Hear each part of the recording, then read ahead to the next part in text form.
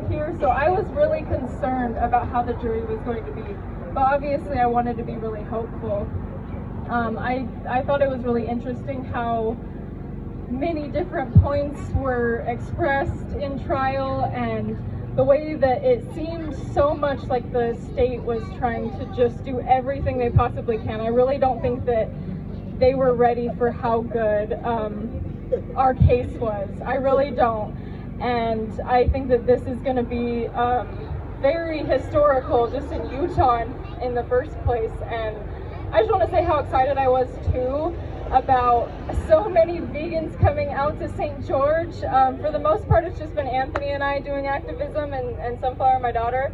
And it's hard, it's really scary, and it takes a lot of bravery. So I feel very happy that all of you are here, and I think that it's going to inspire more people out here. I've already seen a couple people meet up with us and try and figure out how we can do activism. So I'm really happy.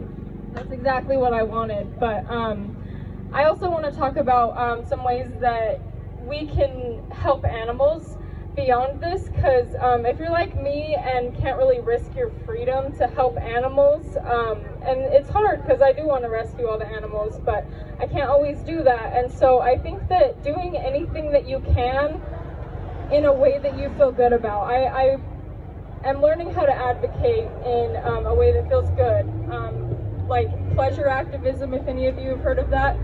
So speaking up in a way that feels right for you. And I think that there's so many different ways you can speak up.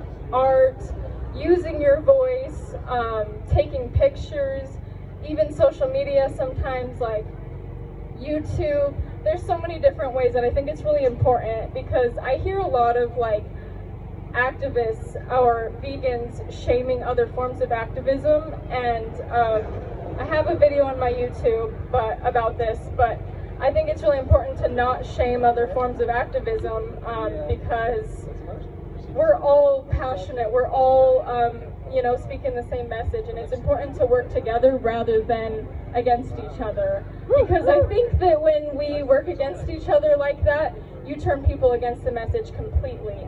And so I think so one of my favorite ways to speak up for the animals is such a simple thing. I carry chalk with me everywhere I go. It's always in my car.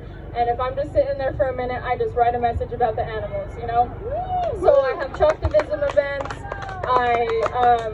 I have a YouTube page where I spread stuff because, there's not a lot of people out here in St. George. So I think that it's good that I can spread the message further than just this small town and put it on the internet.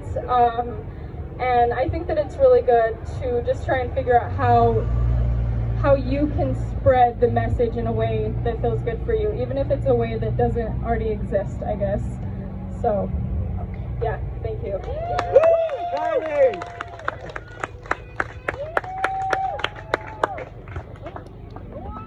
All right, thank you, Kylie. All right.